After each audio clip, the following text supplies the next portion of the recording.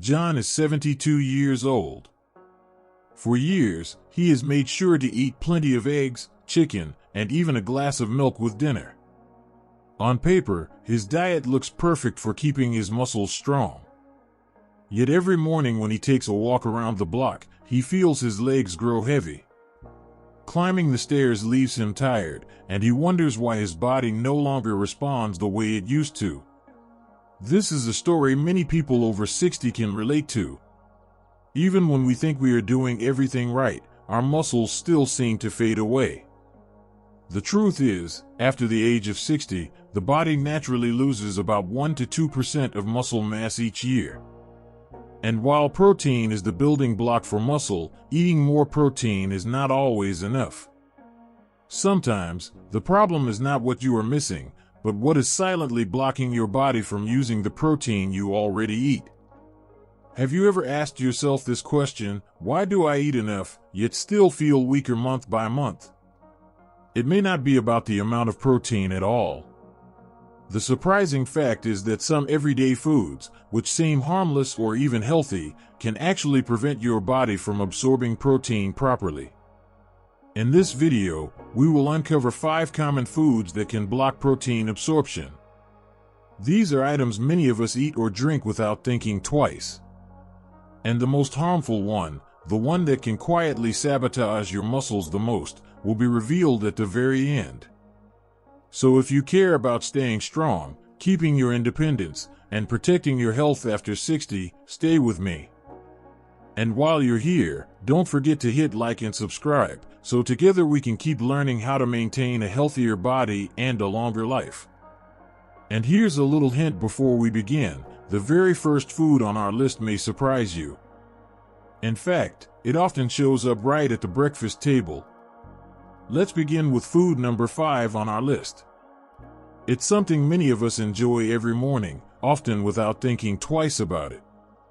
A warm cup of coffee or a soothing cup of tea has become a daily ritual for millions of people, especially after breakfast. It feels comforting, it wakes us up, and for many, it's the best way to start the day. But here's the catch. When you drink coffee or strong tea alongside a protein-rich meal, your body may not get the full benefit of that protein. The reason lies in natural compounds found in both coffee and tea. Tannins, which give tea its slightly bitter taste, and caffeine, the stimulant in both drinks, can bind to proteins in your meal. When this happens, your digestive system has a harder time breaking those proteins down into the amino acids that your muscles need. It's almost like trying to pour water through a thick mesh screen, only part of it makes it through, while the rest gets blocked. Take Mary, for example. She's 68 and has always prided herself on starting her mornings with a healthy breakfast of scrambled eggs, toast, and sometimes a bit of yogurt. But right after her meal, she always pours herself a big cup of coffee. Within an hour, she often feels weak or unusually hungry again, even though she's just eaten a solid meal. What's happening is that her body isn't fully absorbing the protein she just consumed, thanks to the timing of her coffee. The good news is that you don't have to give up your morning coffee or tea. You can still enjoy it, but the key is timing. Nutrition experts recommend waiting about 1 to 2 hours after a protein-rich meal before sipping your coffee or tea. This simple adjustment allows your body to digest and absorb the amino acids first, giving your muscles the building blocks they need. Then, when you finally enjoy your drink, it won't get in the way of your nutrition. So yes, coffee and tea can still be part of a healthy routine after 60, but not if they compete with your protein at the same time. And while this habit may come as a surprise, the next food on our list is even more unexpected. It's something many people actually believe is good for digestion, yet it can quietly interfere with how well your body uses protein. Food number 4 may surprise you because it's often promoted as healthy. We're talking about bran and unprocessed whole grains that are especially high in a compound called phytate.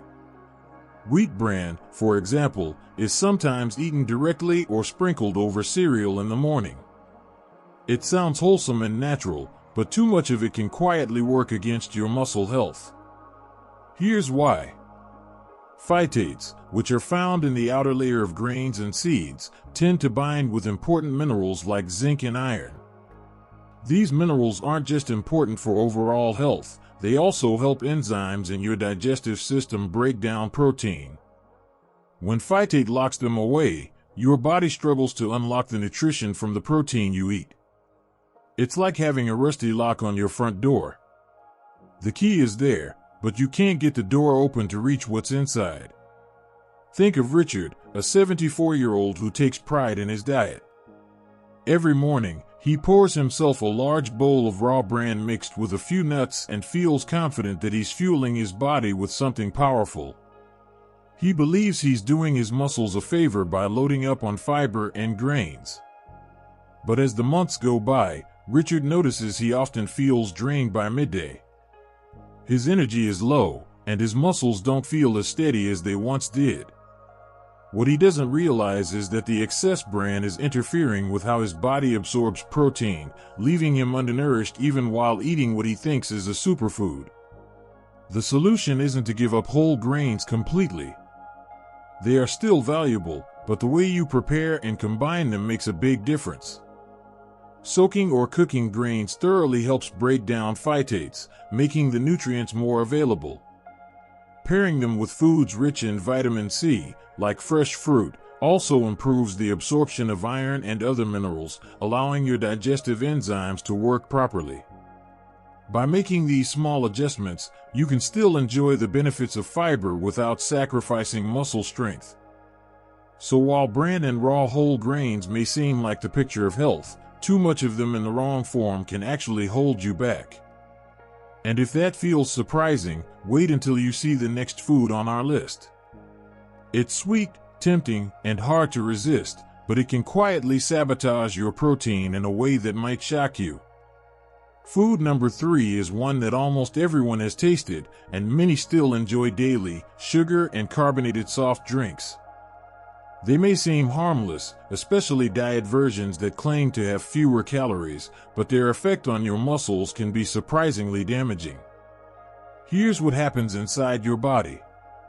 Refined sugar causes a rapid spike in insulin, which leads to inflammation and makes it harder for your muscles to use protein for repair and growth. In simple terms, sugar fills your body with empty work, leaving little room for the important task of rebuilding muscle. Drinking soda alongside or after a protein-rich meal is like packing a suitcase with nothing but random trinkets. There's no space left for the clothes and essentials you actually need. Take Linda, for example. She's 70 years old and has always been conscious of her weight. To cut calories, she switched from regular soda to diet soda, believing she had found a smarter choice. But after a few months, she noticed her legs feeling weaker, her energy dropping, and her recovery from simple activities like gardening taking longer. Even though her soda was labeled diet, the artificial sweeteners and the habit of reaching for soda kept her body from fully benefiting from the protein in her meals. What she thought was a healthy swap turned out to be silently working against her muscles. The good news is that the fix is simple. Instead of soda, sparkling water with a slice of lemon or lime can give you the same refreshing fizz without the harmful effects. Herbal teas without sugar can also be a soothing and hydrating alternative. These swaps allow your muscles to make the most of the protein you eat, while still giving you enjoyable drinks to look forward to. So while sugar and soft drinks may be sweet on the tongue, they come with a hidden cost: weaker muscles and slower recovery. If you've ever wondered why you still feel tired even with enough protein, your favorite soda might be part of the answer. And as surprising as this is, the next food on our list is even more unexpected. It's something many Americans over 60 reach for every day, believing it will make their bones stronger. But in reality, it hides a problem that could silently interfere with your protein and your muscles. Food number 2 is something many people over 60 are encouraged to use for bone health: calcium, whether from milk, fortified products, or supplements. While calcium is essential for strong bones, taking too much of it, or taking it at the wrong time, can actually interfere with how your body uses protein. Here's why. When there is an excess of calcium in your digestive system, it competes with other nutrients, especially zinc and sometimes the amino acids from protein. Zinc is vital for the enzymes that break down protein, and when calcium crowds it out, the process of building muscle slows down. Imagine two cars trying to squeeze into the same narrow parking space. In the end, neither one parks properly, and the spot goes to waste. That's what happens when calcium and protein collide in your digestive system. Take Susan, for example. She is 69 years old and very diligent about her health. Worried about osteoporosis, she started taking high-dose calcium supplements right with her dinner, which often includes chicken or beef. She thought she was protecting her bones and muscles at the same time. But instead, she often felt bloated after meals and noticed her energy dropping. What she didn't realize was that the calcium was competing with her meal's protein, leaving her muscles with fewer resources to rebuild and stay strong. The good news is that the solution doesn't mean abandoning calcium. It's about timing and balance. Experts suggest spacing calcium supplements at least 1 to 2 hours away from protein-rich meals. That way, your body has the chance to absorb both nutrients without interference. Pairing calcium with vitamin D also helps your body make better use of it, protecting your bones without sacrificing your muscle health. So yes, calcium is important, but when taken the wrong way, it can quietly work against you. By adjusting the timing, you can protect both your bones and your muscles, ensuring that each nutrient gets its fair chance to do its job. And if you think calcium was surprising, just wait for the final food on our list. It's the most common of them all, something that seems harmless, even comforting, but turns out to be the single biggest enemy of protein absorption in your daily life. Alcohol, especially when consumed regularly, is perhaps the most harmful food factor for muscle health after 60. Many people believe that a glass of wine each night is harmless or even beneficial for the heart. But the truth is, alcohol directly disrupts how your body handles protein. It damages the lining of the gut, making it harder to absorb nutrients, reduces digestive enzyme activity, and weakens the liver's ability to process protein effectively. Think of it like a food processing factory where all the workers are drunk. Machines slow down, mistakes happen, and nothing gets delivered properly. That is exactly how alcohol slows down your body's protein use, leaving muscles weaker over time. Take George, for example. At 75, he enjoyed 1 or 2 glasses of wine every evening, convinced it was helping his heart. But over the years, he began to notice his arms and legs shrinking in strength, his muscles quietly fading away despite eating well. It wasn't until he reduced his drinking that he started to regain some of his energy and stability. This doesn't mean you must give up alcohol completely. For some, a small glass on special occasions may be fine. But the key is moderation and timing. If you do drink, avoid pairing alcohol with a protein-rich meal. Otherwise, much of the protein from that meal may simply go to waste instead of helping your muscles rebuild. And now that we've uncovered the 5 foods and habits that silently weaken protein absorption, the question becomes, how can you apply this knowledge in your daily life to keep your muscles strong and resilient? That's what we'll explore as we bring everything together. As we come to the end, let's bring everything together. Staying strong after 60 is not just about eating enough protein, it's about making sure your body can actually use that protein. We've seen that certain foods and habits act like hidden blockers, quietly reducing the benefit you get from every meal. And when muscle is lost, it's much harder to gain back. That's why being mindful of these protein blockers is just as important as choosing healthy sources of protein itself. Think about it this way, after 60, every single gram of protein is precious. Each bite you take is an opportunity to keep your muscles and bones strong, to maintain balance, and to move with confidence.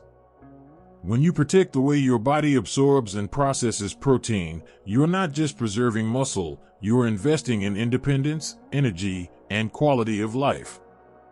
Picture yourself walking easily at age 70 or even 80. Your steps are steady, your legs are strong, and you still feel like the same capable person you've always been. That image is not out of reach. It starts with small, smart choices made every day at the table. Choosing the right foods, avoiding the traps we've discussed, and treating your protein intake as something truly valuable can make all the difference. So, the takeaway is simple: eat well, protect your muscles, and give your body the best chance to thrive. Don't let small habits quietly take away the strength you've built over a lifetime. And if this video has been helpful, I'd love for you to support the channel by hitting like, subscribing, and sharing it with someone you care about. It helps us reach more people who want to stay strong and healthy after 60. And here's something I'd really like to know from you: out of the 5 foods we talked about, which one surprised you the most? Share your thoughts in the comments below, because your story may inspire someone else.